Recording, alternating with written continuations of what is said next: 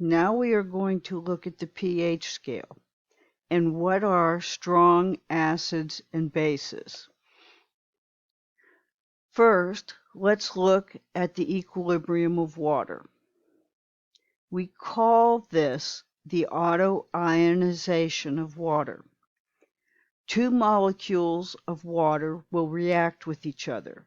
One molecule acts as the acid, the other molecule a base, to form the conjugate acid and base. The equilibrium constant for this reaction is known as the ion product constant for water, Kw. At 25 degrees Celsius, the value of the Kw is 1.0 times 10 to the minus 14. This is an important relationship. You will be using this often. pH can also be measured using litmus paper or more commonly using a pH meter.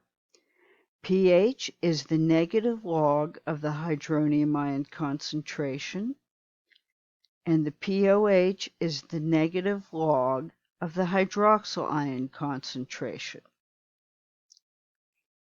In pure water, hydroxyl ion concentration equals hydronium ion concentration. When both are equal, the solution is neutral.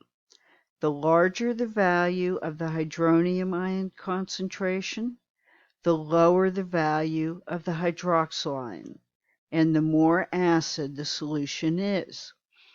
The lower the value of the hydronium ion concentration, the higher the value of the hydroxyl ion, and the more basic the solution is. This lists some of the acid-base properties of common substances. Note the relationship between pH and hydronium ion concentration, and the relationship between pOH and hydroxyl ion concentration. Do you see that pH plus pOH equals 14? Let's do some practice. What is the pH of a solution that is 1 times 10 to the minus 4 molar in hydrogen? Using the definition of pH, you will know that the pH is going to equal minus the log of that concentration. Now, without a calculator, you should be able to deduce that the pH is going to equal 4. Now let's try another. If the hydronium concentration is 2.5 times 10 to the minus 3 molar, what is the pH? This time you're going to want to use a calculator. You will find the log of 2.5 times 10 to the minus 3 is minus 2.60. So the pH is 2.60. In pure water, we know that the Kw is hydronium ion times hydroxyl ion, which equals 1 times 10 to the minus 14. In pure water, we know that the hydronium ion equals hydroxyl ion concentrations. Thus, the hydronium ion concentration is 1.0 times 10 to the minus 7, or a pH of 7. And the hydroxyl ion concentration is 1.0 times 10 to the minus 7. In addition to pH, we use the P in other terms. pOH is minus the log of the hydroxyl ion concentration, and pK is minus the log of the Kw. This is important. Hydronium ion times hydroxyl ion equals Kw, which equals 1.0 times 10 to the minus 14.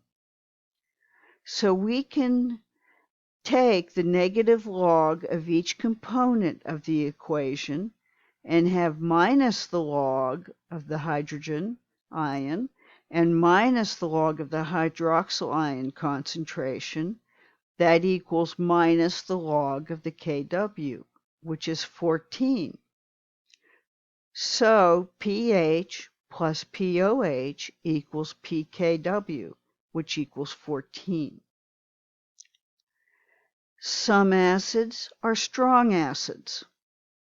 This means they completely dissociate. That means the reaction goes in one direction, to the right. There is no equilibrium. What is the pH of a 1/100th of a solution, molarity, of nitric acid? Well, write down first what we know. The nitric acid concentration is 0.01 molar. Let's also write the equation. That helps us to identify the strong acid and keep the stoichiometry in mind. So, from what we know with the strong acid, the hydrogen ion concentration is 1/100th molar. So if we find the pH, it's going to be 2. Likewise, some bases are strong bases. They completely dissociate, and the hydroxyl ion concentration equals the base concentration. So what is the pH of a 1/100th molar solution of sodium hydroxide? We write down what we know. Then we write down the equation and identify sodium hydroxide as a strong base.